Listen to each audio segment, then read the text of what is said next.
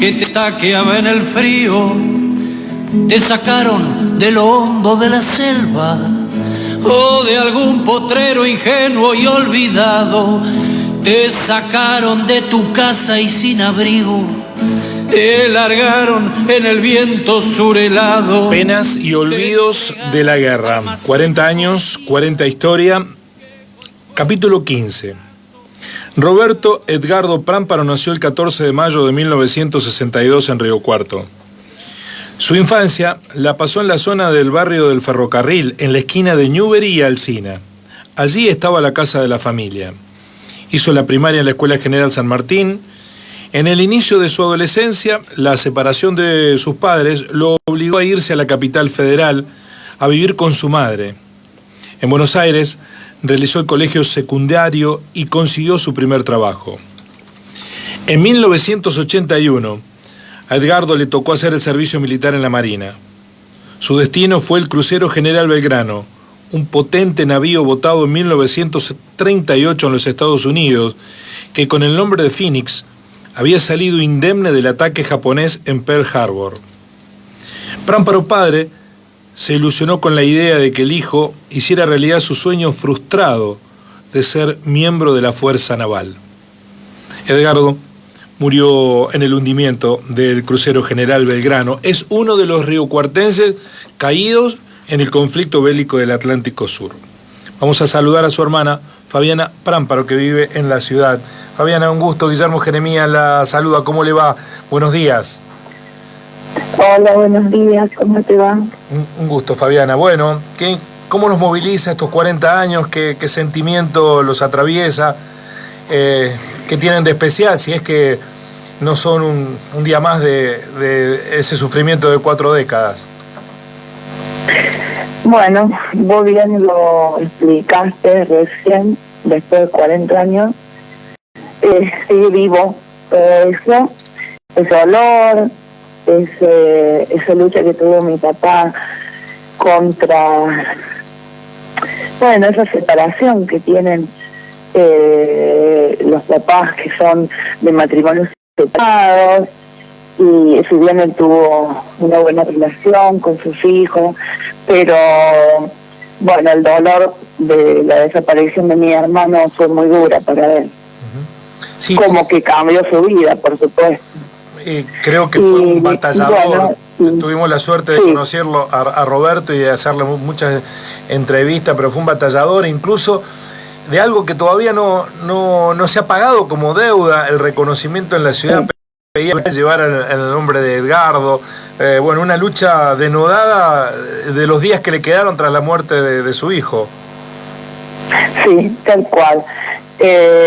Vos sabés que ayer, revisando algunos que me mandaban algunos documentales de otros que han sobrevivido a la guerra, todos están en la misma lucha.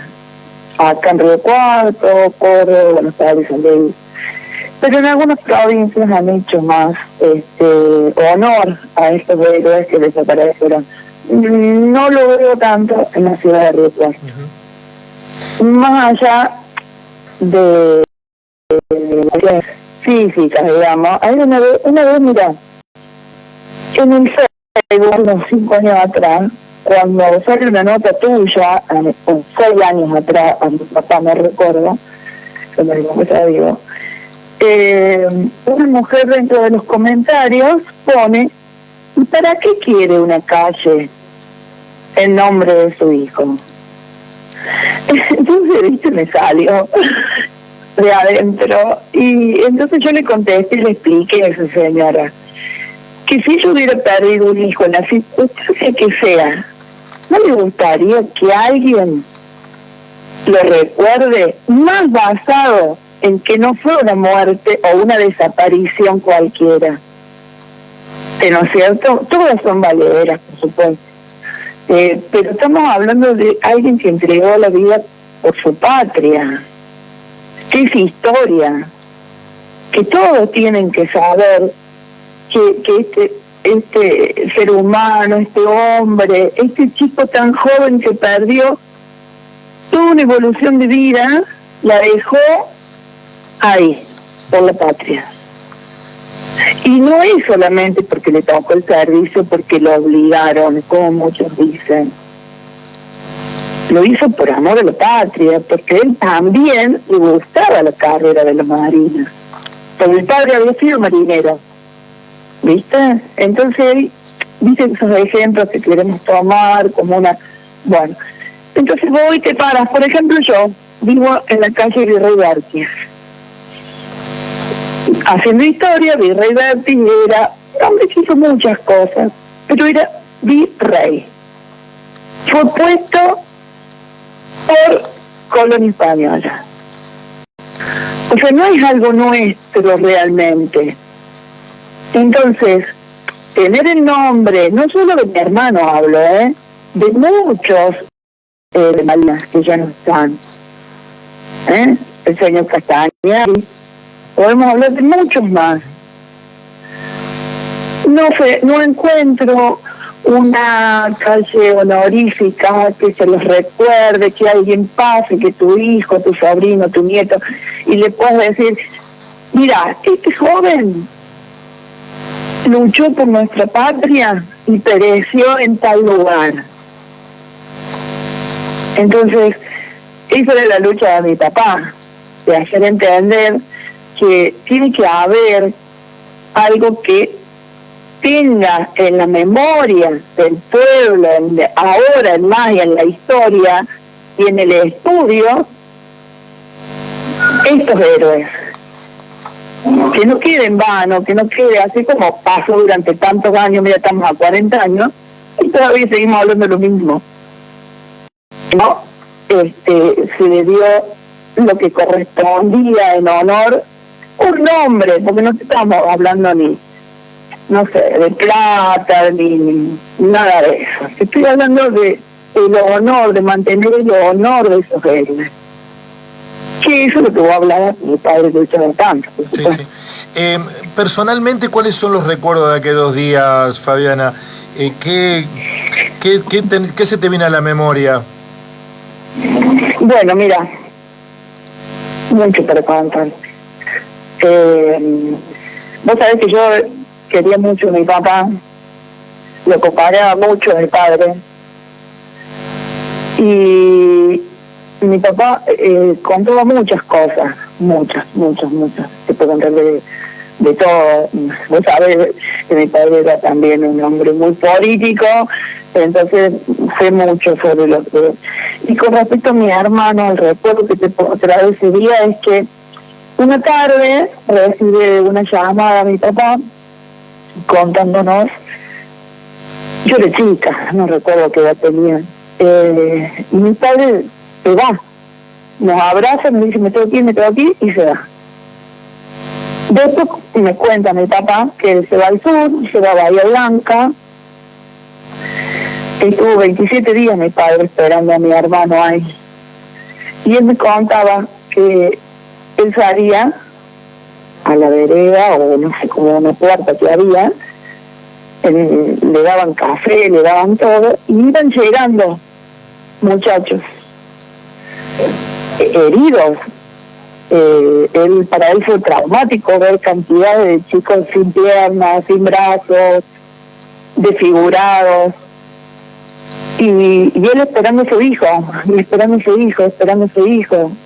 y pasó 27 días ahí esperando a su hijo, y él nunca llegó. Bueno, fue muy duro para toda nuestra familia, porque mi padre después de eso me hizo mismo, por supuesto. Recordar a Edgardo todos los años. Bueno, al principio vos sabés que no se les tenía en cuenta los héroes, ni siquiera los que quedaron vivos, porque al principio era todo como esconder, como que, no sé, como que habían hecho algo malo en realidad. Y bueno, a través de los años se les fue dando más simbolismo. Y gracias a Dios hoy están más reconocidos. Pero falta. Yo creo que falta, porque lo único que... Bueno, sí, hay un secundario con el nombre de mi hermano, en la nota de él. Está la madera con el nombre de él en la plaza atrás del libro. pero bueno, para uno que es familiar nos parece que todo es poco, porque la gente tiene que conocer.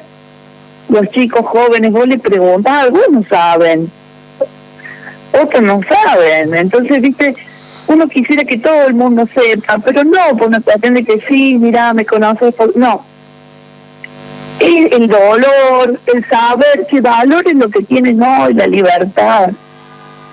¿Entendés? La libertad de los chicos que tienen hoy de poder opinar, de poder salir, de poder tener los que les gusta. Que hay otros chicos que no la tuvieron. Entonces, esos chicos se tuvieron que hacer héroes y que los reconozca la vida, el tiempo, la historia. Fabiana. Y creo que no están hoy reconocidos como deben ser.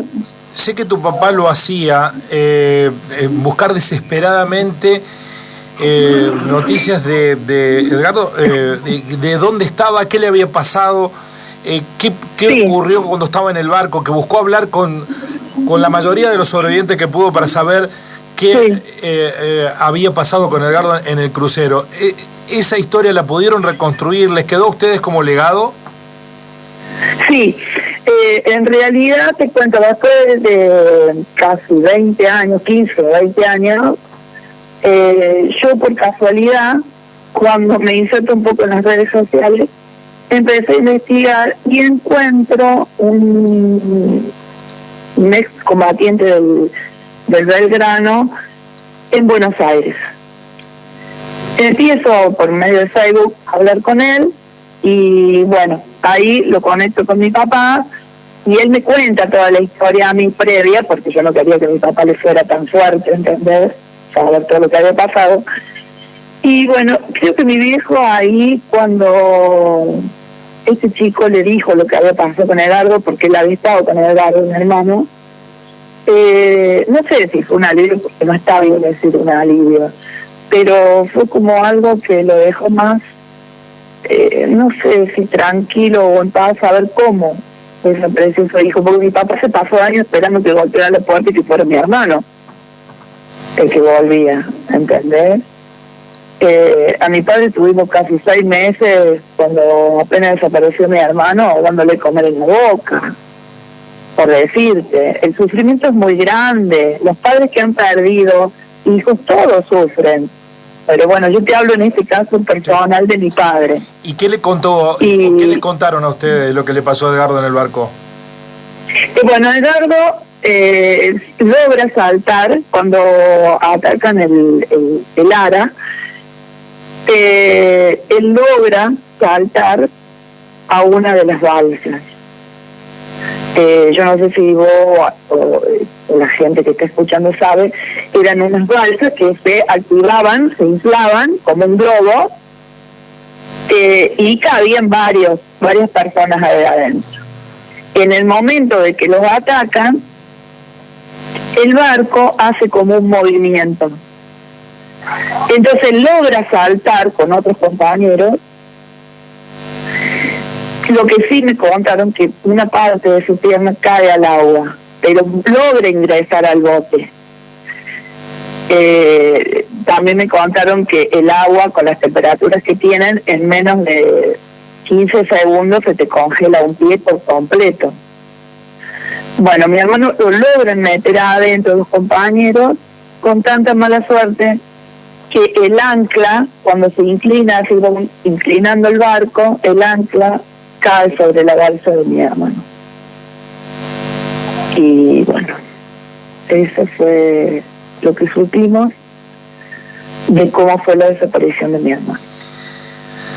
Fabiana, muchísimas gracias por contarnos la historia. Queríamos focalizar, porque yo siempre vi en tu papá la dimensión del drama que implicó para las familias de quienes estuvieron en Malvinas, las circunstancias que atravesaron, ¿no?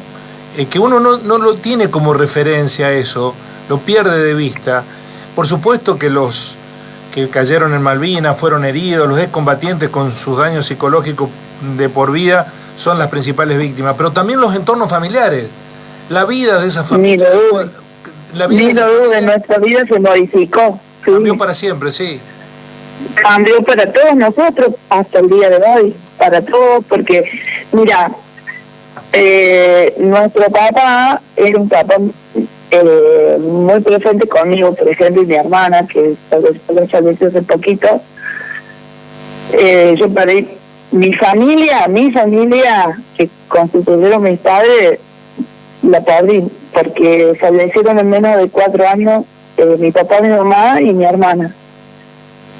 Y a nosotros sí nos afectó un montón, a mi hermana y a mí, porque nuestras navidades, mi padre, hasta que nació Facundo, que vos lo conocés, a mi hijo, mi primer hijo, mi papá a las navidades iba a dormir temprano. Para él no quería festejar, porque él no tenía nada que festejar, decía él. Y al principio yo me enojaba mucho, me decía, porque era chica. Bueno, por supuesto, cuando sos madre entendés todo. Y después lo empecé a comprender mucho, mi papá.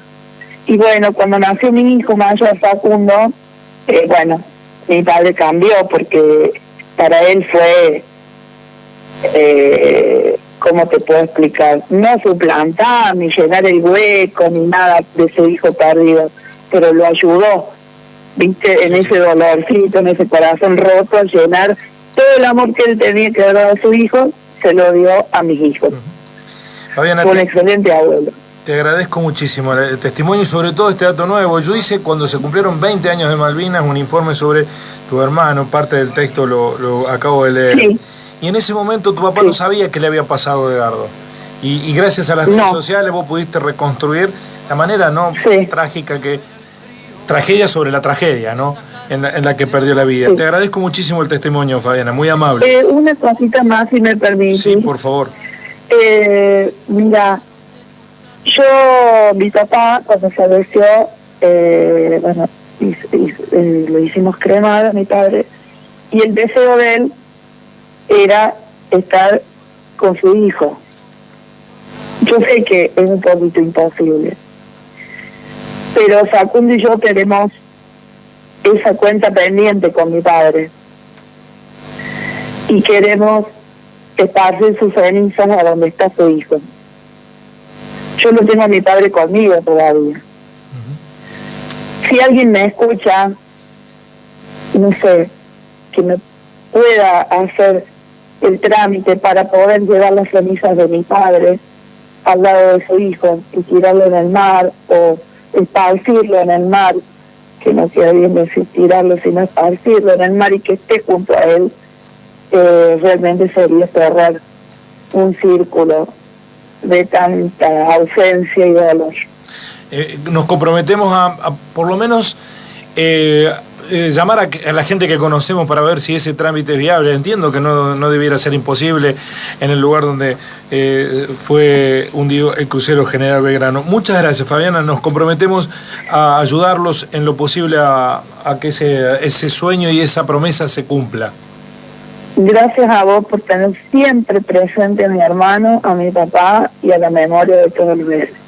Muchísimas gracias. Fabiana Pramparo, hermana de Edgardo, muerto en el crucero General Belgrano, con este dato nuevo terrible, ¿no? Logra subirse a una balsa y cuando el crucero se está hundiendo se desprende el ancla. Imagínense el tamaño del ancla del crucero General Belgrano. Cae, golpea sobre la balsa y se había salvado de torpedos y terminó muerto, golpeado por el ancla del propio barco. No era el único riocuartense que estaba sobre el crucero General Belgrano. Además de Edgardo Prámparo, había otro, Raúl Magallanes.